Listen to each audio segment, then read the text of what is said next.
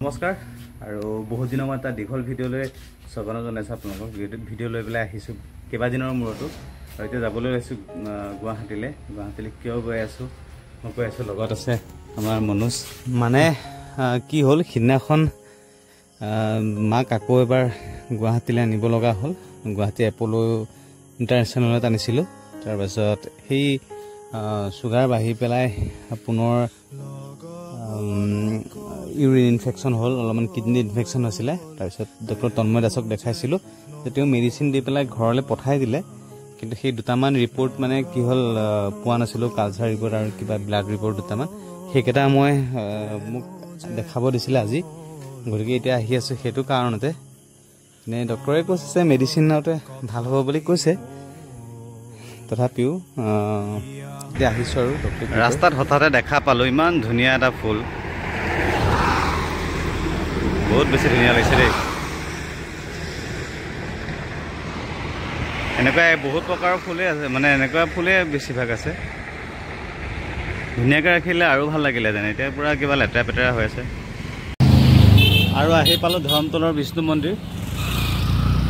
বিষ্ণু মন্দিৰত আহিলে এইফালে আহিলে সেৱা এটা কৰাই হয়, মানে সেৱা এটা কৰিলোঁ। মন্দিৰৰ পৰিৱেশ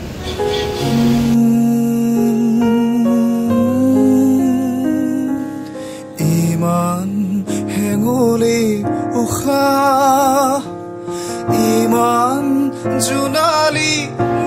আৰু আহি পালোঁ দেওশালৰ জাগিৰোডৰ দেওশাল মন্দিৰ। খুব বেছি ভাল লাগে ইয়াতে। আৰু এই তাতে মানুহ কেইজনমান বহি আছে, ভাবিলোঁ তেওঁলোকক কিবা এটা দিব পাৰোঁ নেকি। আমুল কুল লৈছোঁ তেখেতসকলক, 5জন আছে, 5জনৰ কাৰণে আমুল কুল লৈছোঁ। আৰু যিহেতু পূৰা বৰষুণ দি আছে, দেখিছেনে, বৰষুণ মানে আৰম্ভ হৈ গ'ল আৰু গতিকে ৰেইনকোট পিন্ধি পেলাই দুইটা ৰেডি হৈ ল'লোঁ। খালি গুৱাহাটীত নপৰিলে হ'ল আৰু, নহ'লে গুৱাহাটীত যি অৱস্থা হয় আজিলৈকে পোৱা নাই, ভয় লাগে।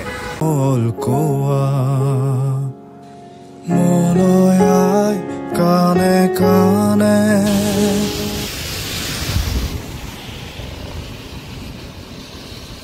পথাৰৰ মাজেদি কণমানি কেইটামান আহি আছে। গোটেই চিনেৰীটো মানে মই কেমেৰাত কি আহিছে ক'ব পৰা নাই, ইমান ধুনীয়া লাগিছে। এতিয়া মানে গছপাতৰ পৰা আৰ নোহোৱা হৈ গ'ল। মই মানে এই সিহঁতে আঁতৰৰ পৰাই দেখা পাইছিলোঁ এনেকৈ ইমান মানৰ পৰা আহোঁতে। আৰু আহি পালোঁ গুৱাহাটী। এইটো ওপৰতে এইফালেতো জালুকবাৰীৰ ফালে গুচি গ'ল।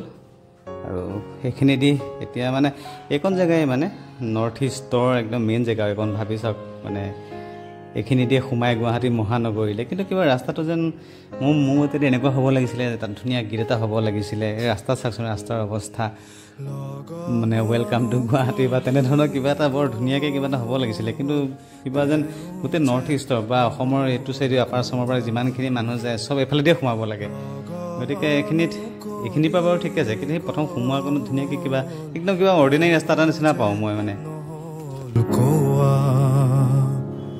মনৰ কথাতে মোৰ ইয়াত গোপতে থোৱা,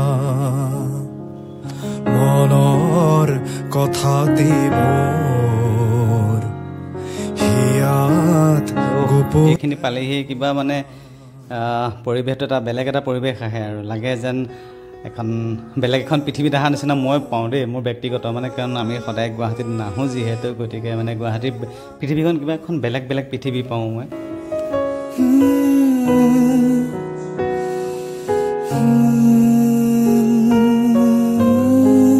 আৰু আহি পালোহি, কিন্তু পাৰ্কিঙৰ এনেকুৱা অসুবিধা, হস্পিটেলৰ পৰা বহুত আঁতৰত থ'ব লগা হৈছে। এটা ৰিপৰ্ট ল'লোঁ, আৰু এটা ৰিপৰ্ট বোলে কালচাৰ বুলি যিটো কয় সেইটো 2টামান বজাত দিব। ইফালে যিজন ডক্টৰক দেখাইছিলোঁ তন্ময় দাস ছাৰ, তেওঁ আজি নাই, কি যে সমস্যা মানে। আৰু ৰিপৰ্ট যিহেতু দেৰিকৈ দিব, গতিকে মানে অলপমান বাইকখনতে লাইট এটা লগাম বুলি আহিলোঁ নাটছ এণ্ড বল্ছত। বহুত দিনৰ মূৰত, আগতে আহোঁ বাৰু। আৰু তাৰ পৰা আহি পেলাই দেখিলে লাইটটো লগাই আছোঁ। তাৰপিছতে নাটছ এণ্ড বল্ছ জু ৰোডত আছিলে। আৰু মই যিমানখিনি ইয়াতে কৰোঁ মানে কিবা আগতেও দেখাইছোঁ, ইয়াতে অলপমান বাইকৰ কাম থাকিলে দাদাই যথেষ্টখিনি হেল্প কৰে। কি কয়, আহিব আমাৰ তাতে, ইয়াতে আমাৰ ভিডিঅ'টো চাই পেলাই যদি ভাল পায়, আমি যিমান পাৰোঁ হেল্প কৰি দিম।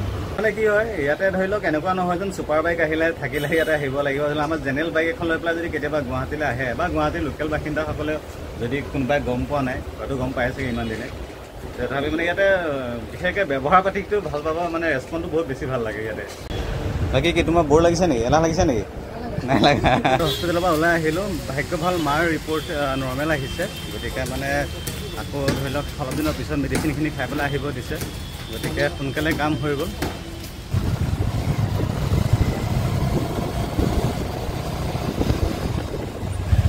যিটো ভয় কৰি আছিলোঁ সেইটোৱে হ'ল ভাবিছিলোঁ জামত নফচিম বুলি কিন্তু অৱশেষত আহি পেলাই আকৌ সেই জামত ফচিলোঁ সম্ভৱেই আগত ফ্লাইঅভাৰ এখন বনাই আছে গতিকে সেইকাৰণে জাম লাগিছে নেকি এইখন ফ্লাইঅভাৰৰ ওপৰৰ পৰাই যাম মানে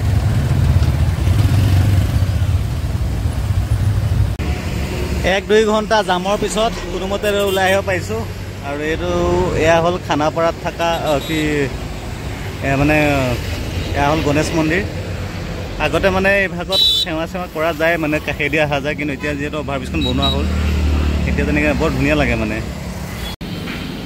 গুৱাহাটীৰ পৰা উভতাৰ পথত ৰুটি তৰকাৰ সোৱাদ ল'বলৈ ৰ'লোঁ কিবা কয় খানা যোৰাবাটত মোৰ খুব প্ৰিয় হয় মানে আৰু আহি পেলাই পালোহি ধৰমটোল এয়া হ'ল ধৰমটোলৰ বিষ্ণু মন্দিৰ অথনি ৰাতিপুৱা যাওঁতেও দেখাইছিলোঁ আৰু এতিয়া এয়া ৰাতিৰ পৰিৱেশ আজি যিটো লাইট লগাইছোঁ লাইটৰ পোহৰটো দেখাইছে এইটো মোৰ জেনেৰেল ধৰি লওক LED বাইকৰ লগত অহাটো আৰু এইটো হ'ল মোৰ হেডলাইটটো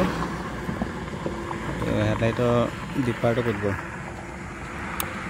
আৰু ডিপাৰটো ঠিক আছে টাপাৰ এইটো ডিপাৰটো ঠিক আছে এতিয়া আজি লগোৱা লাইটটো মই পোহৰটো দেখাই আছোঁ আপোনালোকে চাব মানে মোৰ ভাল লাগিছে লগাই পেলাই কাম এইটো কিবা এইটো ব্লিংক হৈ থাকে তাৰপিছত এইটো ক'ত গ'ল সেইটো যথেষ্টখিনি পোহৰ মানে বহুত কামত ভাল লাগিছে চলাই পেলাই আজি বহুত আৰু এটা আছে সেইটো এটা সেইটোতো মানে ফগত কাম আহিব একচুৱেলি গোটেই ৰাস্তাটো এনেকৈ মোৰ নৰ্মেল লাইটটো দিয়ে আহিছোঁ কিন্তু কেতিয়াবা কি হয় কিছুমান মানুহ মানে সাধাৰণ মানুহবিলাকক ধৰি লওক চাইকেল লৈ কোনোবাজন মানুহ আহি আছে তেওঁক দিগদাৰ কৰিবলৈ মন নাযায় কিন্তু কিছুমান মানুহ আছে ডিপাৰ নেমাৰে সিহঁতৰ কাৰণে মানে এইটো জ্বলাইছোঁ মজা লাগিছে আজি মানে উপভোগ কৰিছোঁ এনেইতো ইয়াতে পাত্তাই নিদিয়ে আজি লাইটটোৱে মানে সিহঁতক বহুত দিগদাৰ কৰিছে আৰু প্ৰায় 300 কিলোমিটাৰ বাইক চলাই বহুত ভাগৰুৱা হৈ গৈছোঁ জাষ্ট আহি ঘৰ পালোহি 9টা বাজিলে এইটো ভিডিঅ' এটা সামৰিলোঁ কেনেকুৱা পালে ভিডিঅ'টো জনাব লগ পাম অন্য এটা নতুন ভিডিঅ'ৰে আশা কৰোঁ ভিডিঅ'বোৰ চাই থাকিব ধন্যবাদ